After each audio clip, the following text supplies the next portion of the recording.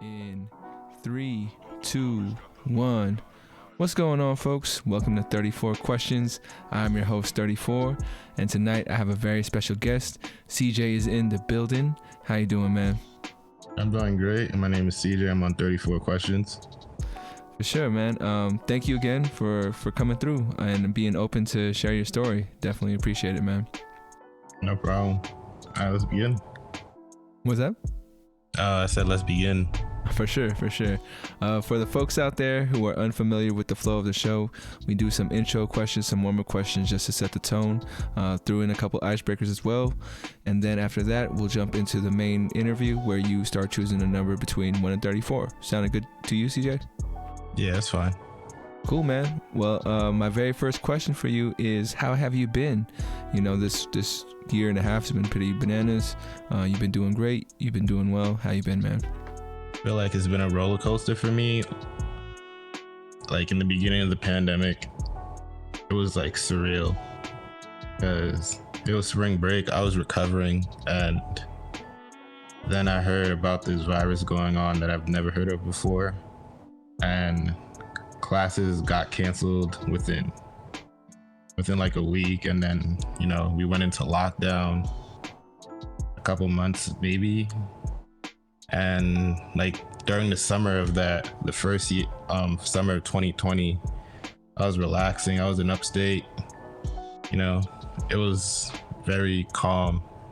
And then, the school semester, I finished my last year of college, getting my bachelor's in media studies and criminal justice. And it was just like a tumultuous ride. Like my campus got shut down, and then we reopened.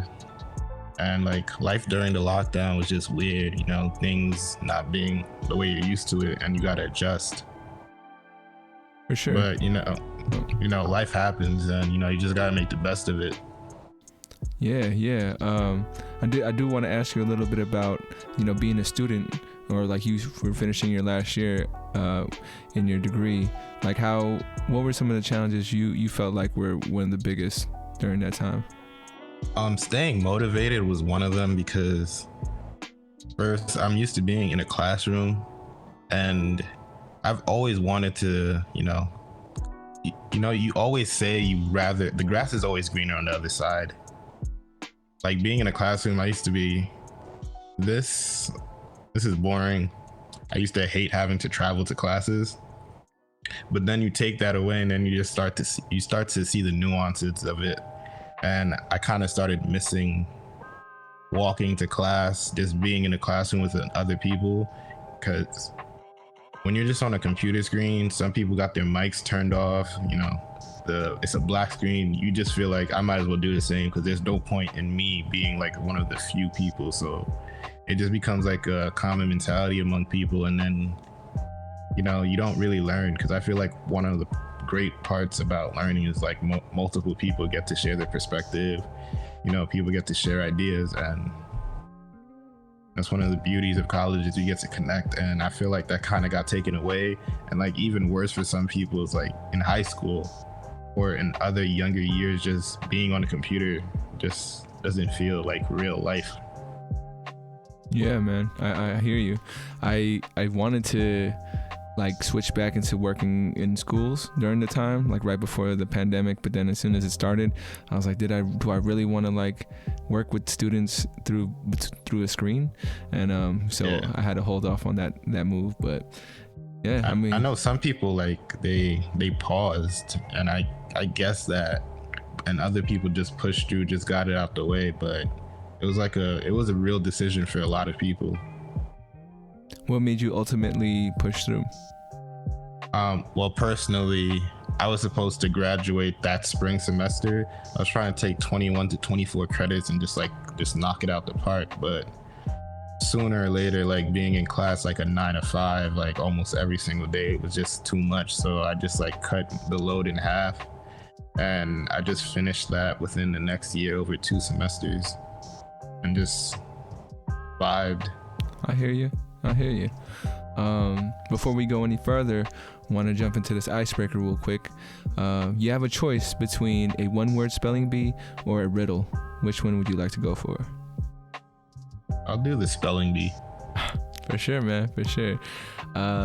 You how do you feel about your spelling skills? Pretty strong, or? Spell check, and I'm so used to typing and no longer writing on paper. Yeah. But Well, I'll try to give you a good one. Your word is going to be insidious, like the movie. INSIDIOUS.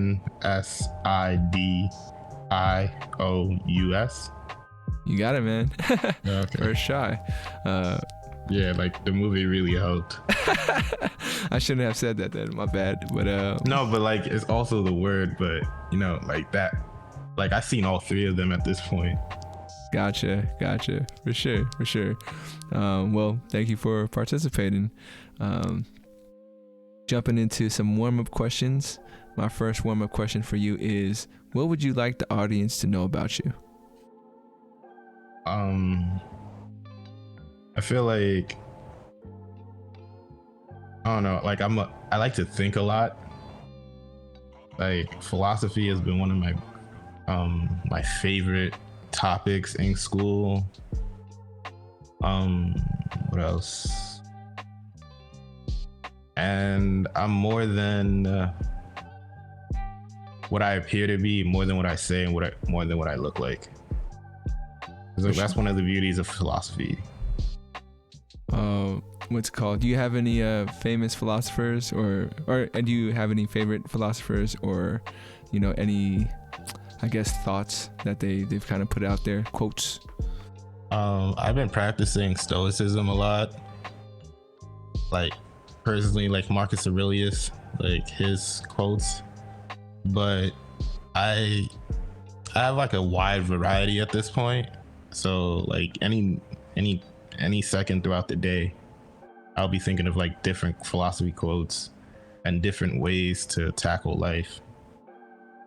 At this moment, and I know it can change, but what would you say is your personal philosophy on tackling life? Just get through it. Like that's personally what I'll have to say. Just like go through it, because life is always gonna happen.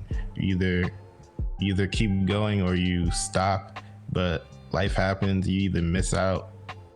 And like one of the best things about life that I'm starting to now personally try to take notice, don't worry about the destination, worry about the journey. Because I feel like in my past, that's something I've always been focused on, like the end.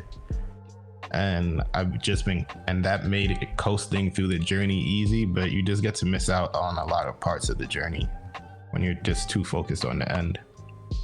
I feel you. My second question for you is, if someone were to pay you a tribute, how would you like to be honored? So if I was going to tell myself today I'm going to do something in honor of CJ, what kind of act could I do? Based on my college years, you could just like have a drink in my honor, like take a shot for me. For sure. Well, now we know what to do. And my last question for you in the warm up. What's your favorite shot or favorite drink? Just so I know to be more specific. Personally, I've been drinking a whole slew of different types of alcohol. Right now, the liquor I've been drinking the most, I'd have to say, is Patron. Okay, for sure. I'm done with the tequila. That's all tequilas are my favorite drink right now. Like recently, I had the Casamigos because that's the hype, that's the trend right now, and I forgot. Like having a good quality tequila, it is so easy to just continually keep on drinking it. Have you? Go ahead. Like personally, the difference between the $5 cheap tequilas and then like the more expensive ones, like you could taste it night and day. Like you could just keep slamming shots of those, and that's kind of deadly. What you were saying earlier. I was gonna say, you mentioned that, and I was like, I've tried. I don't know if you tried it, but the plastic bottle, tequila or liquors that they have in the stores. Don't try that. It's called Swaza. I don't know if you ever tried that one, but Swaza, stay away from it. Stay away from it. You don't have why? It just tastes like gasoline, man. Like you smell it, and it smells like gasoline. It's what I imagined gasoline to taste like, and I was like, man, never again. And I also didn't have anything to chase with at the time, and I was chasing with soy milk, It Oh was, my goodness. yeah, man. It was not good. Yeah, that's such an awkward combination just to have soy milk. It was all I had. It was all I had at the time. But yeah, so don't ever do that. But one I could recommend if you haven't tried it yet is the Dark Anejo from Costco. It's the Kirkland brand, but that one is my go-to now. Buy it for all the parties just because it's like smooth and super cheap. You know, Costco be cheap. Yeah. But yeah. You just need a membership where you know somebody. But yeah, Costco's cheap. Yeah, you gotta pay the club fee. Yeah, but it's worth it. It can be. Yeah, it can be. My third question for you is, on a scale from 1 to 10, how well do you know yourself? In the past, I'd say a 7 or 8. Right now, a 4. Okay. What kind of made that switch for you? 7 and 8 is pretty high, and then going back down to a 4. Like the pandemic, because all the things you used to just think about yourself, like, and then the pandemic was just like the perfect time. It's like you had all the time in the world, and you got to really know yourself. And you don't really know yourself until like you're in a different situation. Personally, me, in the past, I'm used to just being around a lot of people at any given moment, meeting new people on the regular. So having all the time to myself and just being alone kind of made me realize who I am even more, or just like there's other parts of me that I've chosen to, you know, hide from. I gotcha. What would you say has been something that you felt like, I guess, you were wrong about yourself? You know, if yeah. That I'm an introvert. I gotcha. Yeah, I used to think like, personally, I can be alone, but I like being out. I realized that. Yeah, man, I hear you. Like I used to be like, being around people is so draining, but yeah, I can't get away from it. And even in my past, I'm starting to realize, oh yeah, you weren't really an introvert, that you were just, you know. I think a lot of us kind of feel that way, that we are introverts when it's that balance. You know, you need that balance of connecting with other folks, and then for you to connect with yourself. So it's weird because like I think that's one of those things where a lot of worldviews, right? It's like two-sided. You're either this or you're that, and being introvert, extrovert is one of those things that I think society kind of says like, no, you're either one or the other. You can't just be both. But I think that there's actually a term for that, like ambivert. I thought I was that for a while, but I might be more. Yeah, it's like both introverted and extroverted. But you know, society always tries to make things like black or white. You're either this or that. But you know, I find most of the times there's like gray areas, especially for a lot of people. Yeah, no doubt. You had talked about philosophy. Have you ever heard of the Ethics Bowl? No, but sounds really interesting. You should definitely check it out. And I think it's something I'll be adding into the show eventually. I'm gonna see if I could find an example. But the Ethics Bowl is basically like debate. When I was working at high school, it was one of those clubs that they wanted us to kind of offer to our kids, and it's like you don't get points for proving the other side wrong. You get points for adding perspective. So the more perspectives you can add, the more like you get check marks and whatnot. But yeah, and there's this one. That's kind of the problem with like ethics, though. Like it's usually there's no clear answer, which is why a lot of people don't like it. Like I learned that. Like I watched The Good Place, which was on Netflix. And like as great as it was kind of exhausting learning, like with ethics being like the topic. What do you mean? What was exhausting about it? Because like there was one character called Chidi. He's like an ethics professor, and he would constantly like debate whether or not what he was doing was right or wrong, or the morality of his actions. And you could spend an eternity like arguing. And I guess that's where perspective is like important most of all, because everybody has different sides.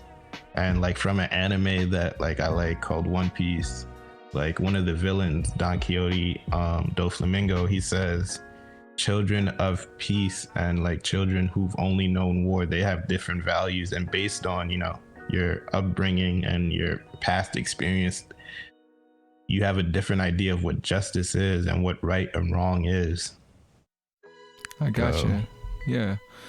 About that, about, you know, children from peace, children from war, viewing the world differently. Is there a way you think, or is there something that they can see that's, you know, eye to eye, or like that can be equal?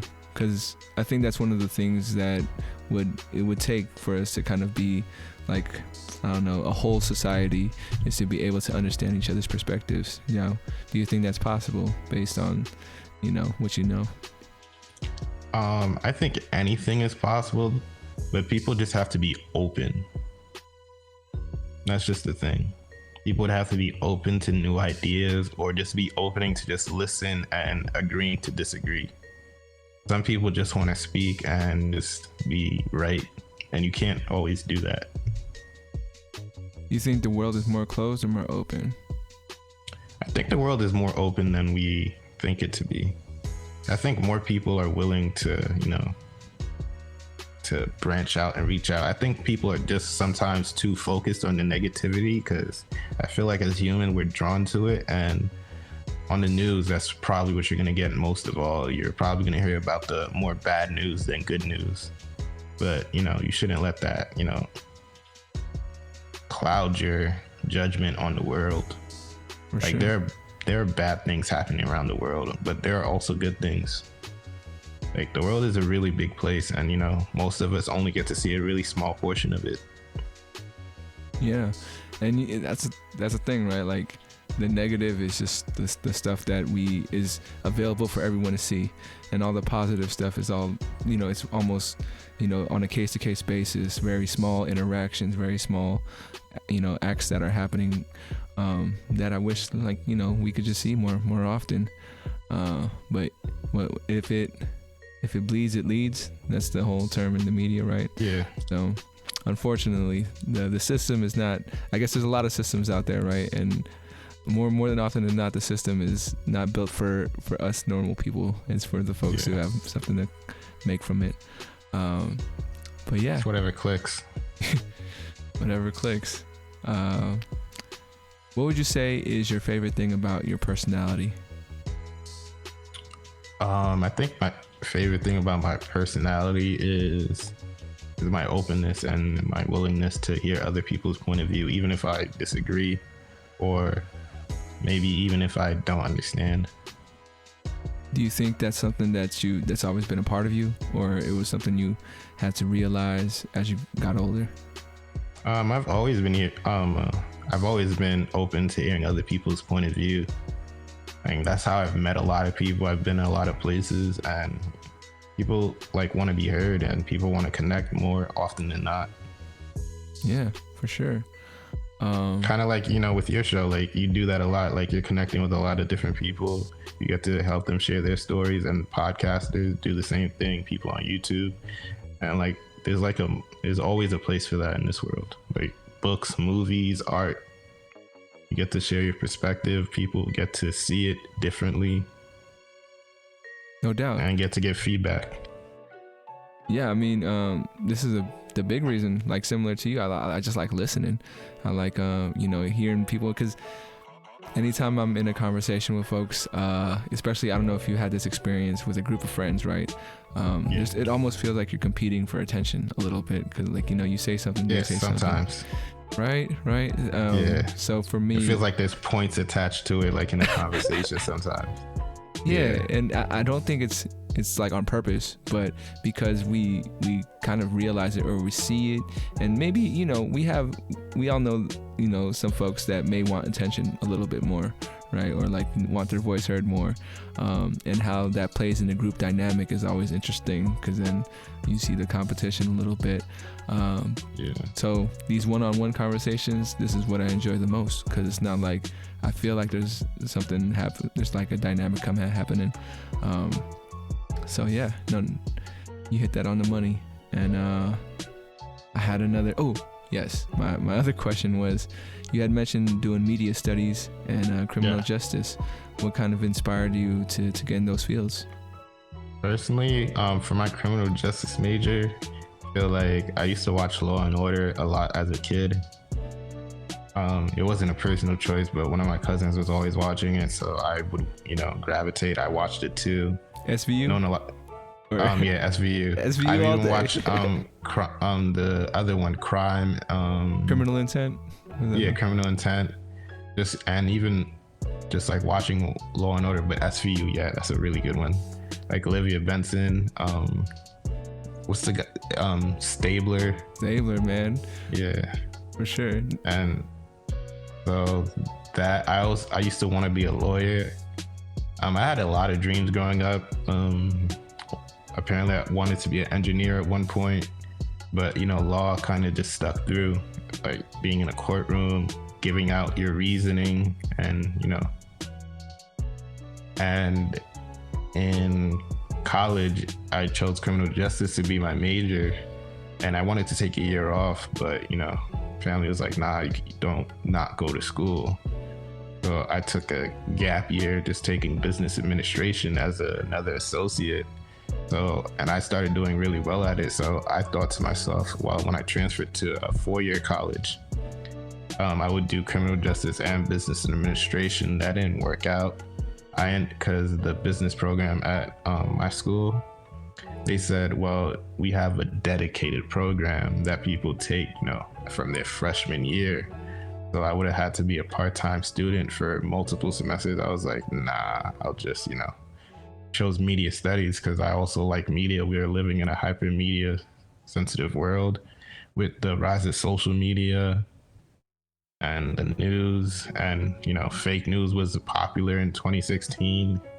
So I did media studies, and yeah, I feel like it was a roundabout education. What do you mean roundabout? Sorry. Like personally, it was pretty general, so like there was so many different topics, because when you think about the media, you could go into different aspects, and I personally think like my college experience and learning was like The Wire. You ever seen that? The Why? The Wire. Oh, The Wire? On HBO. Hell yeah, I saw The Wire. What do you mean like The Wire? Because you remember how every season they explored a different aspect of life. They had, the first season was the criminal prosecution, or the wiretapping of Avon Barksdale's criminal enterprise. The second season was like the ports. The third season they focused on the kids. The third season they focused on the kids in the school and the education system. The fourth season was it the news? I think it was the news, because the news organizations, or even the politics of it all. And then the fifth season was just like a culmination. The fifth season, I think, was the news. And I feel like I got all of that because criminal justice, you learn about the police, law, media studies, you learn about media, you learn about film, you learn about all of that, and like in a college setting. So I felt like my education was basically like The Wire. No, that's pretty dope. Yeah, that's something that I really enjoyed about The Wire too, is that every season kind of felt like its own story, but it was all connected. I really liked how the creators was basically an ex-police chief, and then the ex-journalist guy. So that it was authentic. I felt it, and I think that's why it's so popular, because people do feel like it was true to its source. And like even the people with the Baltimore accent, it's like timeless. The Wire, like quotable. It's time for a rewatch for me. It's been a few years, but I'll definitely check it out again. I might want to rewatch it again. I don't know about all of it. Maybe like choose one season and just jam to that, because it's a really long show to watch. It is. It is. But you know, a lot of HBO series are like that, and they're all usually really good. Because I've also seen The Outsider, Mayor of Easttown, I think The Knowing, but HBO has been really doing a lot of great content. Yeah, man, I've been all about, I'm a big media consumer as well. And I think TV shows is probably what my go-to. You know, I want to try out different TV shows. Yeah, you mentioned The Outsider, Mayor of Easton. Yeah, Easton or Easttown.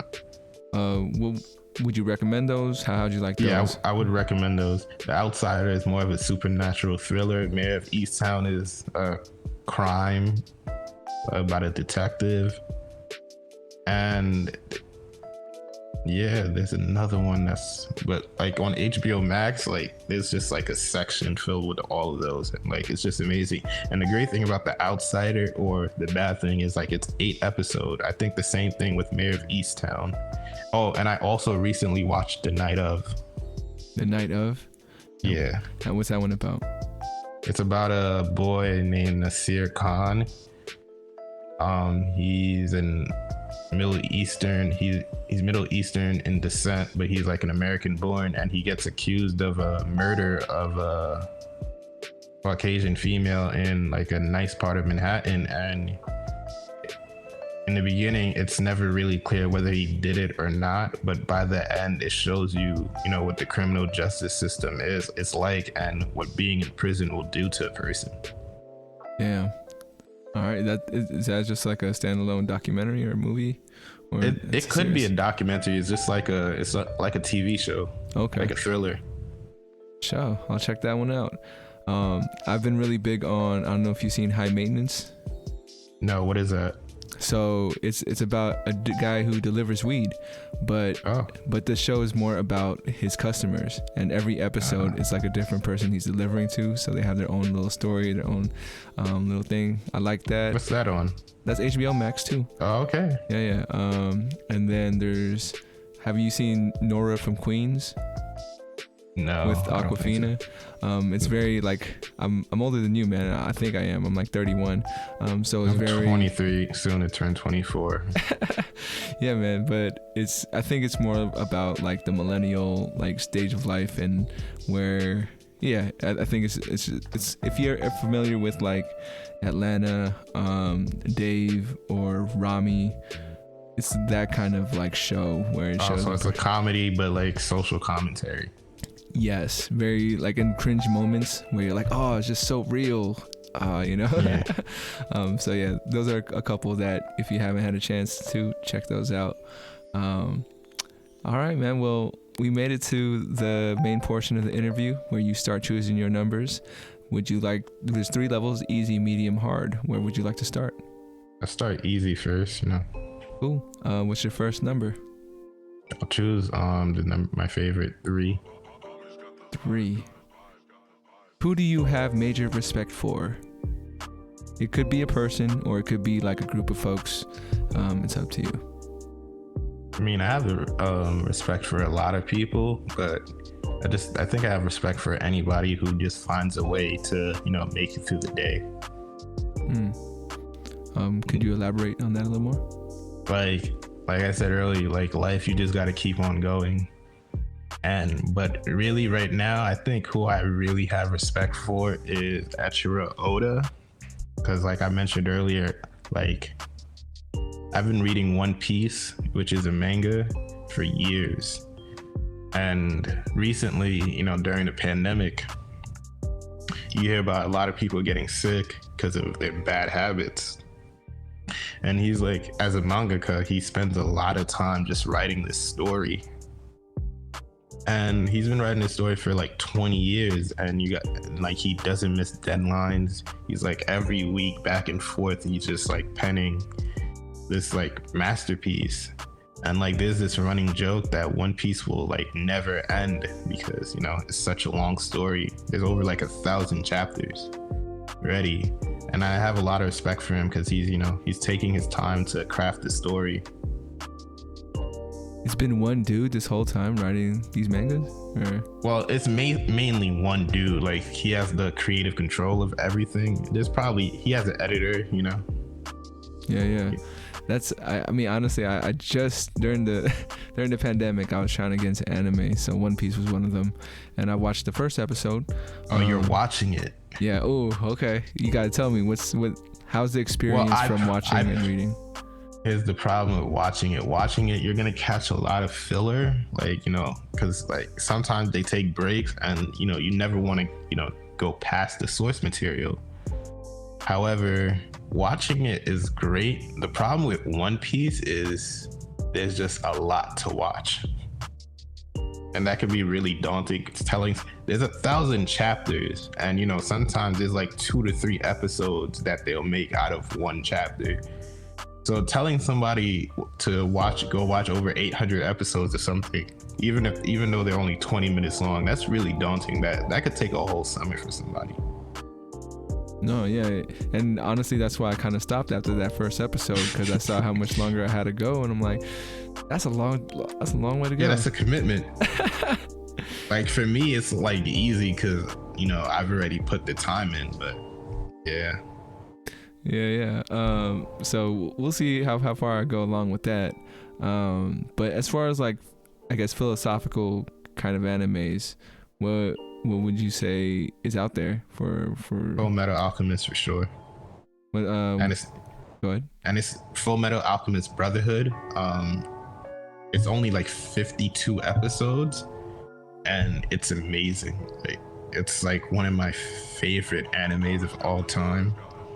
One of the major theme is the law of equivalent exchange. In order to gain something, you have to give something of equal value. And there's I actually have tattoos based on this, you know, anime. I have 2 of them, one on my left chest and one on my right here. I have the Flammel symbol, and I have an Ouroboros dragon tattoo. What do those symbols mean?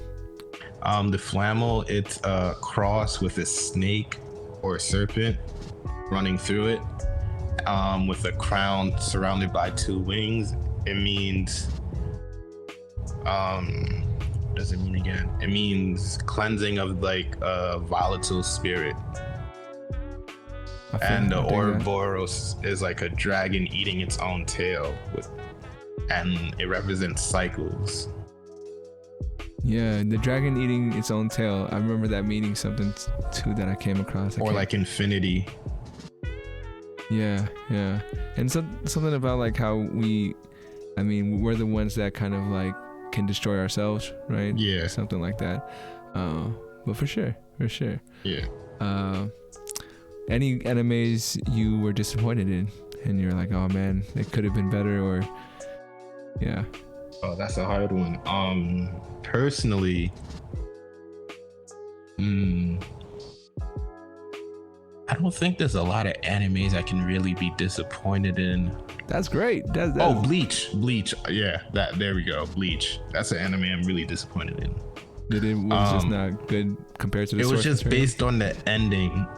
I don't know if he was sick or whatever, but the ending felt kind of rushed, and I felt like given the backstory to certain characters, like, wasn't given proper due diligence. And when you start using like godlike characters with the most broken abilities, or from a story perspective, it's really kind of hard to close it out a series properly when the villains become extremely powerful and you have to write something believable, you know, for the heroes to overcome it. For sure. It left a lot to be desired. There were some characters who, you know, we never got to see their ultimate forms, known as bankais, and some characters we just don't know the fate of because like they weren't given a real proper ending, and if you theorize what happened to them, it's also just, you know, not fulfilling. But yeah, Bleach, that's one of them. I'm assuming that you've probably seen as much or consumed as much media as I have, so I think I'm curious about your answer to this question. But which 3 characters would you kind of say are most relatable to you, that you maybe you were like, oh, I could see myself in them kind of moment? Wow, that's a tough one. It could just be one. Three is a lot. 3 is a lot. I've seen so many things.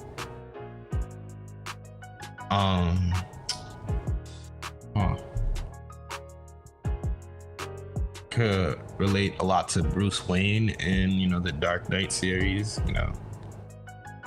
I feel you. Like using anger, you know, and like trauma as a reason to keep pressing forward through life. Personally, I've been watching The Dark Knight Rises, and one scene that really stuck out to me, he says, he's been using his anger, you know, whether in a good way or a bad way, like as a drive to keep going, but you know, you start to burn out and you don't even realize it. Like, yeah, that's one, because you could relate to a lot of characters if you really go deep enough into it. I think that's why I end up watching a lot of media, just because there's always going to be a character that I'm kind of drawn to, kind of want to see how their story plays out or how their character develops, because, you know, it just feels like, oh shit, that's kind of like me, and, you know, it gives me a perception of what could be, depending on whatever choices I make. But for sure, go ahead and throw me another number. I'm gonna choose the number 7. Still easy? Yeah, let's do one more easy. Gotcha. 7. What would you like to see? What change would you like to see in the world? I don't know. I just want personally right now, I feel like we're in a tumultuous time. Like, things are, every week it feels like the world is ending or what. Like, you know, cataclysmic. You just hear about a disaster. You just heard about the Florida condo collapsing. Then not too long after that, there was the ring of the fire in the ocean by the Gulf of Mexico. And, you know, I just want and plus the world, you know, hasn't really got its groove back from, you know, shutting down. And we have to realize this is like a global pandemic. And like, even a lot of things have been affected. Like, I got a PS5 earlier this year, and I didn't realize how hard it was for a lot of people to not have it, because I assume that, you know, the scalpers or whatever, people on the internet are gonna, you know, gouge the price of aftermarket. But there's like a global chip shortage in the world because, you know, the pandemic. So, you know, certain things are just short and change, and I just want the world to find a new normal and, you know, probably just get a little happier. For sure. How far away do you think we are to a new normal? Go for it. Personally, I feel like we won't know until like mid 2022. Okay, for sure. Because, you know, the winter is coming, and, you know, like, it starts to get cold. People, you know, the holidays, and, you know, holidays is all about family. And, you know, then once, you know, people are getting ready for another summer, I feel like that's how we're gonna know what the world's gonna be like. Gotcha. So it's really like one more year from this summer to next. Interesting. Yeah. Where would you say you are on that fence of like being like, we're back? You know, a lot of folks feel like we're back, especially, at least I'm from California, and our restrictions got lifted on June 15th. So it feels like everyone wants to get out every weekend. From your perspective, is it similar, or there's also those folks who are like, hold on, you know, there's other strains, you know, there's, you know, it's going to come harder. Yeah. How do you feel about the situation? I'm in New York, and I've heard a lot of people are vaccinated. I'm not sure how accurate that is, but you know, a lot of people got their vaccine or have at least one dose. I had COVID earlier this year, and you know, 30 days later, I went and got the shot anyway, just to get the COVID passport. But I think it's weird because a lot of the people I've been around, we were in college, so it's different than people who were just like in the regular world. Yeah, and so their life got shut down. And I feel like a lot of people, it's also going to be weird because like during a stage of their life where they would have their certain rites of passage, like people in high school or people who are transitioning to a different grade. But another thing we need to realize is being outside is expensive. Like you hear a lot of people complaining on social media, like close it back down, like outside is expensive because pandemic, people lost a lot of money, prices of things have gone up, and people have to make up for that. But yeah, I have heard about like the other strain, especially the Delta variant, and they're really scared among like the unvaccinated people. But I don't like, if there's not another lockdown, I feel like things will get back to normal. The only problem is like COVID could be around forever. It could be just a new type of flu. Which I think it will be. I think it'll be the fortunately. And like, we'll be getting that shot yearly and stuff. And for me, it's just, I don't know, man, like at least here in California, there's a lot of folks who still wear their masks everywhere, even though same here. There's vaccinations. And I kind of feel like, I'm cool enough to not wear a mask, but I also feel kind of guilty, like looking at everybody else. And I'm like, damn, maybe I shouldn't. It feels kind of almost selfish, to be doing it. How do you see it? Yeah, I feel the same way because I was just waiting for the day I could just stop wearing a mask in places. And I feel now you can, but like I see a lot of other people wearing masks. Especially being black, like I see so many black people wearing masks and I just be walking around without one. And I get self-conscious for a second and I'm like, because I wonder, because you don't know certain stores, because I personally, I'm fine. Like I got COVID, I went and got vaccinated too. So, but you just walk into a store and then you just don't know whether you got to wear the mask or not. And I ask, do I need the mask on? And people are like, nah. And I'm like, all right, cool. And then some people just look at you weird. Like, why are you not masked up? And I'm like, and me personally, I'm like, I'm pretty healthy. I drink water. I have a pretty good diet. I used to exercise regularly. Right now, I'm trying to catch myself, back into the swing of things. But yeah, personally, I'm not a big fan of masks, Some people will wear it because, it's like a fashion statement now for some people. And a lot of people realize how healthier they got. They just don't get other kind of diseases. Because before COVID, people didn't realize how much people don't wash their hands and like take other safety measures. But yeah, I think masks are going to be here for a while. Yeah. And I mean, shoot, we spent so much money on masks, right? It's like, yes. Oh, I did the same. Like I have like at least 20 masks, like just in case. Like I was thinking to myself, like, my outfit, I just wanted to match. And I'm like, personally, like it'd be a waste to kind of get rid of it.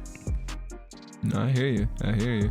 And like now I see all the masks going on sale, for all the brands that kind of like put their money into it. But for sure, I'm with you, man. Like I'd rather not wear my mask. But even my girl was like, "Don't be that dude," and I'm like, "What do you mean, don't be that dude?"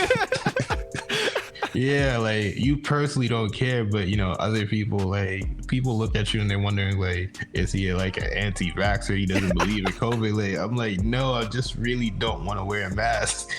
Like, I want to breathe fresh air every second. It wouldn't bother me as much, but I got glasses that I gotta wear all the time, and yeah, that's another. I also should wear glasses, but having to have both on, it makes your face feel a little heavier. Dude, yeah, I know what you mean. But during the winter when it gets cold, it's nice. It's nice to have it on. Keeps it warm. Yeah.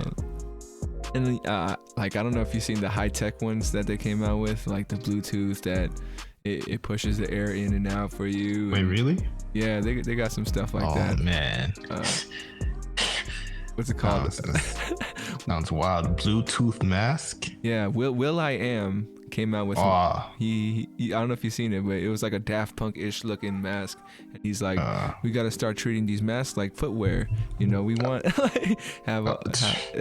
I was like, all right, dude. You see, there's always going to be a market for something, especially because like so many people got used to it. But a Bluetooth mask? Yeah, man. I mean, yo, if they could give me one that like does the voice changer too, that'd be kind of dope. Wow, I see one for $49.99 on my. Oh, it comes with a headphone attached to it. Yeah, man. I mean, wow. What's it called? It's the marketplace, right? Innovation. Yeah, trying to make things pop. It's crazy. Just a heads up, man. We got about 10-15 minutes left in the pod. Yeah. Just want to thank you again for coming through. I hope you're having fun. I think we're having a good conversation. This is great. For sure. Go ahead and throw me another number. Let's go intermediate. I'll choose the number 24. 24. What is a memory you feel like you may be misremembering? Because you know how like we all have our perspectives on stuff, right? So for you, is there any kind of point or like any memory that you feel like maybe you could have been wrong, or it's not exactly what happened? Like I said, I drink a lot, so you know, sometimes my friends will tell me, yo, you remember this? And I'll be like, not at all. And that's usually weird for me because like I have the unfortunate habit of remembering almost everything that's happened to me in my life if I really think about it real long enough, like the important details. And I feel like that kind of like, that's one of the reasons I'm extroverted. Like it's so hard to talk to people when you could remember almost everything that's happened between you and a person, and that's just running through your head. And like that gets daunting, so it's easier to just talk to somebody new and just like create new like moments and not have like your past, you know, just like, because you'll be thinking, oh, yesterday we did this, that time we did this, and then you try to bring it up as a conversation point, and you know, some people just don't want to focus on the past too much. Dude, I definitely feel you on that. And that was like kind of a glass breaking moment for me, because maybe that's why I am doing what I'm doing. Having new conversations with new folks. Yeah. But for sure, when you talk about like remembering like almost everything, right? Something that's kind of helped me, because I felt in a similar way, and one day I was like, let me try to write down every memory I could ever remember, and it was very therapeutic. I don't know if that's something you've ever thought about doing, but yeah, like untold memories. I'm about to start, you know, talking about some of the memories I had, you know, talk about how I felt, provide comedic value to it, or you know, like life, you know, experiences, like make it educational. But yeah, it's like it's fun remembering things or sharing it with people. I'm glad you brought up Untold Memories. That's your podcast, right? Or a project you're working on? There's gonna be like a video series, you know. It could be a podcast in the future, but you know. Oh, so you have a, like, what's your vision for it? Is it gonna be like a 10 episode thing, 20 episode, or yeah? As you know, as many as like I could come up with, and you know, maybe just have other people share their untold memories as well. You know, when you start to branch out, like when you run out of like space in my life. When I run out of space in my life, you know, have other people contribute too, and then, you know, see how the creative process for that goes. Because personally for me, I have videos of some of the things I want to talk about. So, you know, that'll impact the creativity. But, you know, when somebody else, like someone you don't know, or one of your friends who you don't really have much visuals for, you know, trying to put that in a creative way could, you know, be daunting. And you know, you find a way to, you know, express it the best you can. So, you know, you find new alternatives to express it, like a documentary, I guess. Yeah, it could be like a short documentary in a way. Oh, No, how are you gonna like release it? Is it gonna be like a long Probably project? on YouTube. It's probably gonna be short, like 5-10 minutes, 15 minutes if anything. My first episode is titled "I'm Not an Alcoholic." All right. I guess I don't want to ask you for any spoilers. I'll just save that for when you release it. I'll give you a gist of it. It's basically me recounting one time I got really drunk, and by drunk I drank an entire bottle of Bacardi. Woo! All right. Yeah, I didn't realize I drank the entire bottle. Are you able to do the waterfalls like how some folks be doing? It depends on the liquor. Like that, there's a clip of me doing that, with Captain Morgan. Oof. But like vodka is really hard for me to stomach the taste of it most of the time. But yeah, I'm more of a shots person, like Mm-hmm. Yeah. like I'm a marathon drinker. Like I'm not sprinting to. I got you. Yeah. Yeah. Nah, I just have I know some of my friends, they'll just like the party starting, they'll do like a 5-second pour in their mouth, and I'm like, damn, I cannot fucking do that. Like the taste of that will put me down. Like, yeah, I got and you. I feel like I'll like it'll affect me like differently because that's a quick drunk. Yeah, it is real quick. You ever done a power hour? What is that? You take a shot shot of beer every minute for an hour.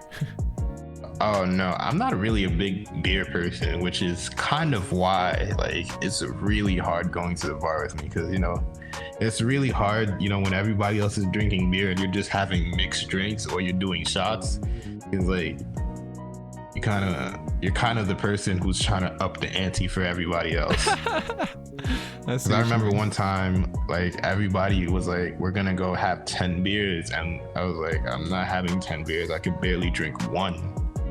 So I decided to have 10 mixed drinks, and then at the end of when we were leaving, people were like, "You really just had 10 mixed drinks here." Yeah, man. I'm with you there too, though. Like I'm a big mixed drink person. And at a certain point, right, it gets so easy to drink because you're so drunk. You're just like, damn, this is just juice. Yeah, it's juice. Recently, like there's this bar I've been going to. Like I said, I've been drinking Patron mostly. It's been pineapple Patron, and I feel like most of it is Patron and not that much pineapple, to the point like only like the top couple layers. So like when you're gulping it, all you taste is Patron. And I'm like, But yeah, one thing I realized is like the last 2 weeks, like we went out, I blacked out. Like at one point I was just continually drinking because I didn't want to be the person be like, nah, I'm done. Yeah. And I woke up like that Sunday morning. I was like, everything was in perfect order. I don't know how, but I was able to put my glasses perfectly down, and like I went to a friend's house and I passed out. I put them perfectly down. I was like, wow. The only thing that sucked when I woke up is my phone was dead, and that's the scariest thing to happen when when you wake up after a night of drinking and you just can't remember your phone being dead. And then like I charged it for a second. I went on Snapchat to see what memories or what I posted that what I might have to delete that might be embarrassing, and everything was good. And like I checked my text messages, I was texting random people, like people I just met that night, and it was just weird. That's what's up, man. I mean, we are back a little bit, so yeah. I know that excitement is out there to just fucking talk and connect with people, for sure. Yeah. I think we got one more time for one more question. You go with that? Let's go with the hard. Yeah. All right, throw me your number. I'll choose 30. 30? Yeah. Gotcha. 30. When was the last time you forgave yourself? Yeah, I think like over the last few weeks, like I've been trying to just accept like myself, because personally, like I said, like I'm able to remember like a lot of things, and I feel like I get caught up in that And at the same time, I'm always making plans for the future. So, you know, you start to look back and you realize, oh, like I've been so focused on the destination, I'm not really I'm not really looking at the journey, and you get to miss out on a lot of things, and you just like tell yourself like, okay, get over it. But you know, in the future, just try to be cognizant of what's going on like right now and just being aware. And I don't think it's really an apology to myself, but it's an apology to the people around me, because like I remember like a couple girls from my past be like, yo, like you're here but you're not here, like you're somewhere else. And I was like, what are you talking about? Like like I hear you. And like I guess that's the difference between listening, because like my brain will process it, but like there's part of me that's just somewhere else. So, you know, try to accept that and try to, you know, change. For sure, man. And you know, for me, like, do you think people are who they are, or are people capable of change? I mean, people are who they are, but I feel like people are like, personally, there's a quote that we'll never be ourselves in front of other people. Yeah. But I feel like we are just who we are depending on the circumstances and the situations. We can choose to be whoever we want to, but we got to put the work in. It goes back to like the Full Metal Alchemist, like the law of equivalent exchange. Like what you give is what you get. You got to sacrifice something, whether it be your time, money, choices, and you get something back, whether it's good or bad. You know, you reap what you sow. What you give is what you get. Like you got to plant the seed. You got to nurture it. You got to water it. You got to put the time in. Sometimes you got to take things out and give things up in order to grow something. And you know, sometimes you also have to just realize when things are just a dead end and accept that as well. Because you know, we can always say who we are and who we want to be, but sometimes, you know, you just gotta be that person. For sure. No, man, I've definitely reached some dead ends in my life, but I think, you know, it's all for the better now, and it puts you on a path that you don't feel like there's any dead end, and that can change too. But in the moment, you know, that's what matters. Staying in the moment. Yeah, because I've always had the same issues of like just remembering stuff in the past or living too far in the future of like where I want to go, what I want my life to be like. That, you know, I had to practice like living in the moment and being happy where I am, which it takes time, and that journey looks different for everyone, you know. It takes a lot of endurance too, you know, kind of letting go, because your brain will really try to, you know, cling on to certain things, and you just gotta be like, but you know, I have meditating and just like, you know, just practice zoning out. It's just great, and you can always reinvent yourself, and I'm currently doing that. That's what's up, man. Do you know what you want to reinvent yourself into, or that's still, you know, in the works? I'm trying to just like, you know, take the good and the bad, accept the bad, and just, you know, be like whole and complete, to just accept all of it and, you know, still, you know, strive. I used to think in the past, you know, you just ignore all the negatives, but you can't really do that sometimes. Sometimes you just got to find a way to accept it no matter what. Accept and move on. Like, yeah, because you could like, for me, my problem was I held on to a lot of negative stuff for too long. But you know, you let yourself feel it, recognize it, and then, you know, basically move on to the next day. And sometimes you can't just move on without accepting it either. You can't just push past it and just like hope it never comes up again. Yeah, because that's not healthy either. Yeah, man, for sure. All right, well, we made it to the concluding portion of 34 questions. Got a couple closeout questions for you, but before we get there, there's this new thing I'm doing with a lot of my guests. It's called the 34th mantra. I have these phrases that I would like you to fill in the blanks. This first one is, I am blank.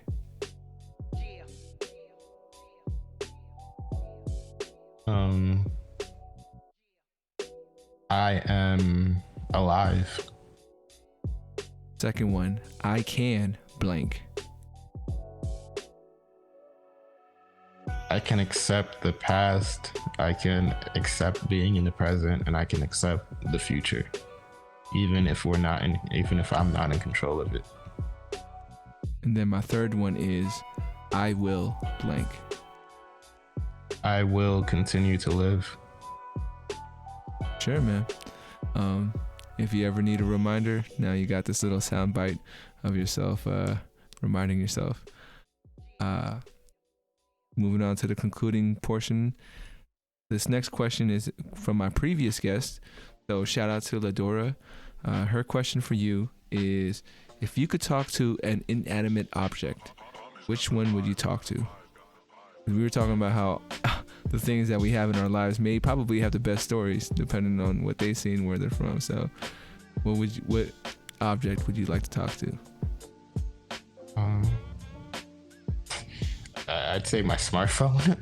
Okay. But, you know, 'cause I feel like, you know, as far as inanimate objects, you know, this is the closest thing to, you know, or like because, you know how people always are saying, oh, our smartphones are always listening, always recording us secretly. So I was like, if you are, like, you know, like, what do you see? Or, you know, it's like it has its own perspective. Like your eyes, you see something, and then, you know, if you look at the world through different like heights or like different perspective with different angles, like it's different. Like I realized, you know, like somebody who's 5'10" might not see the world the same way someone who's like 6 something it will. So that's one thing. Or no, but mostly if it had to be really inanimate, my shoes, like, you know, like I've always been like a sneaker person. Like I've liked some really nice sneakers because, you know, I feel like sneakers make an outfit, and like I've walked a lot of places. So, you know, I've walked like some journeys, like long places. People like, you walk a lot, and I want to know what like my sneakers are like. Cause like my legs, I'll power through it. Like I'll personally tell myself like, nah, no, you can keep going. You can keep going. But I want to know what like my shoes are like. Interesting. For sure. I think some of the choices that we came to was like money, because, you know, money's been everywhere. It's touched a lot of hands, been around. And then like even just animals, you know, or my bad, animals aren't inanimate. I can't remember the second one we talked about, but yeah, it was an interesting question, and I appreciate your answer as well. My second question for you is, what would you like to ask the next guest that comes on to 34 questions?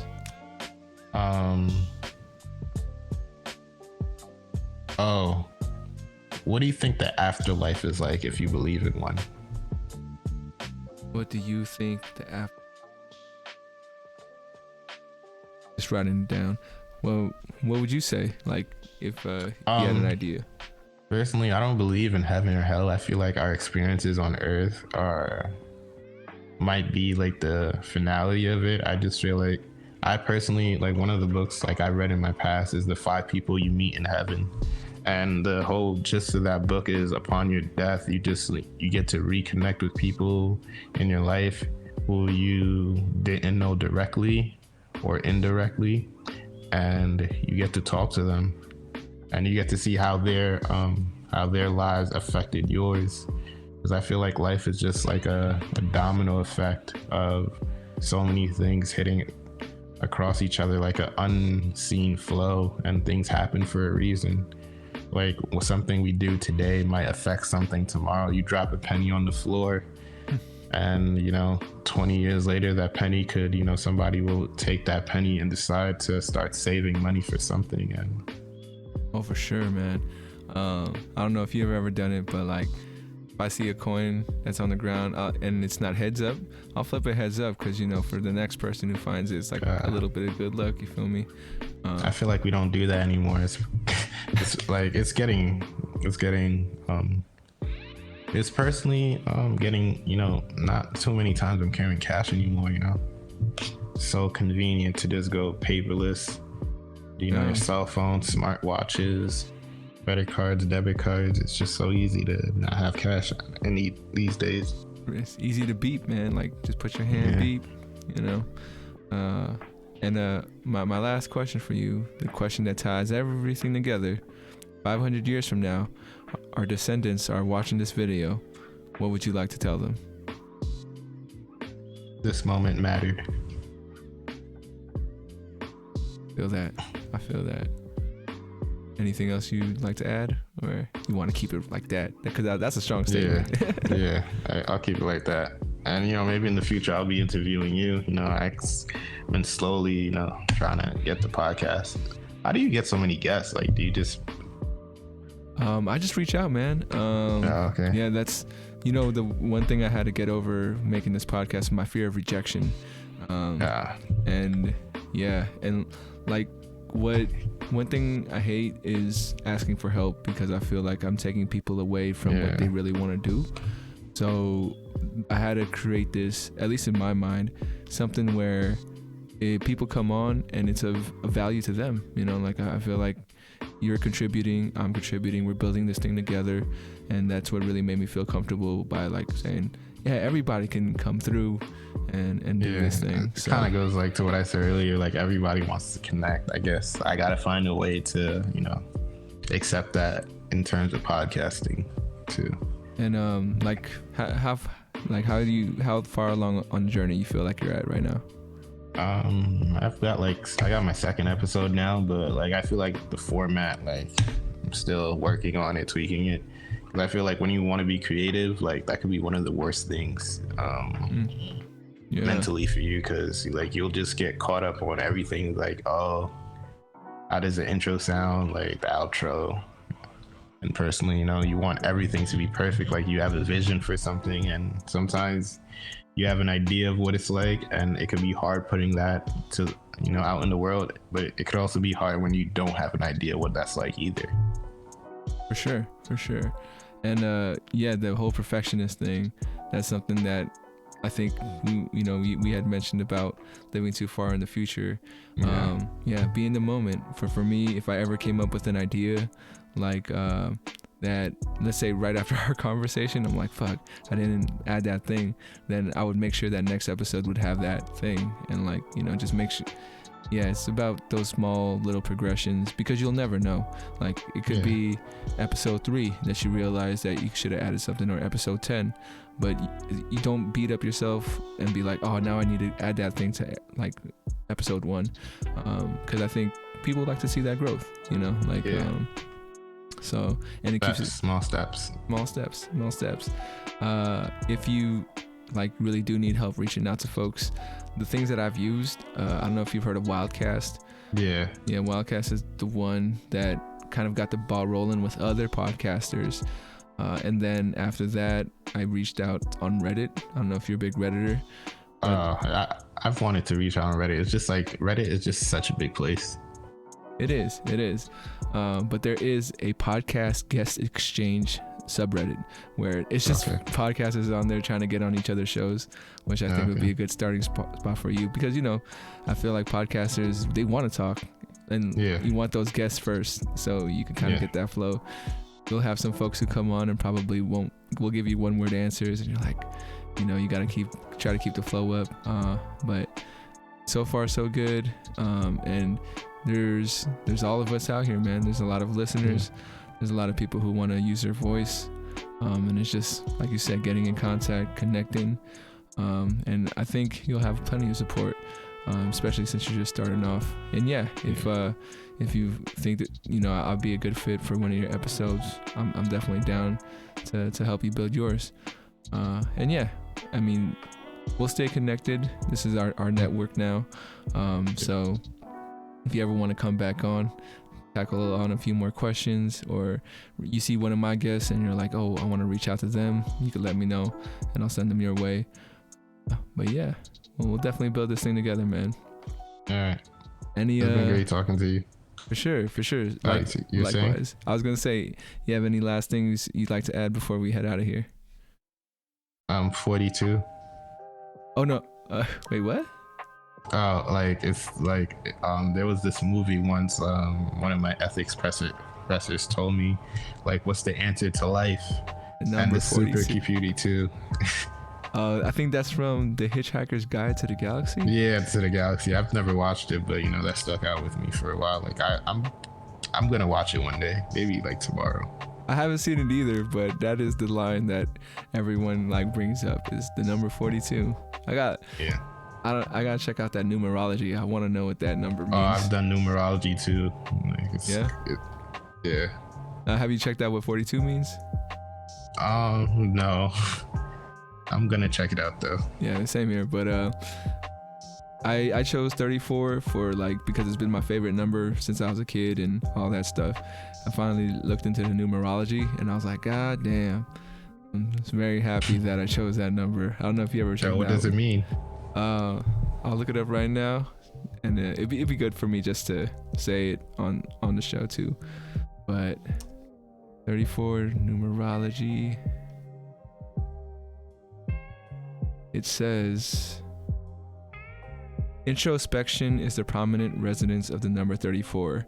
It is also creative, highly intelligent. It resides both in science and spirituality, and it incorporates a pragmatism for reaching goals. Yeah, that's how I read it. I'm like, fuck. I was just happy to have it. But yeah, man, I want to thank you again for stopping by, sharing your story. Thank you for having me. Yeah, no doubt. And what's it called? Also want to thank the folks out there for checking out the episode. If you're listening on Spotify, Apple Music, wherever you're checking it out, appreciate y'all too. If you liked it, like it. If you loved it, please subscribe and share. Remember to reach out, reach forward. As always, much love, and we'll catch you guys next time on 34 Questions. Peace. All right, peace. But yeah, man. Then it fades out. Just want to thank you again for coming through.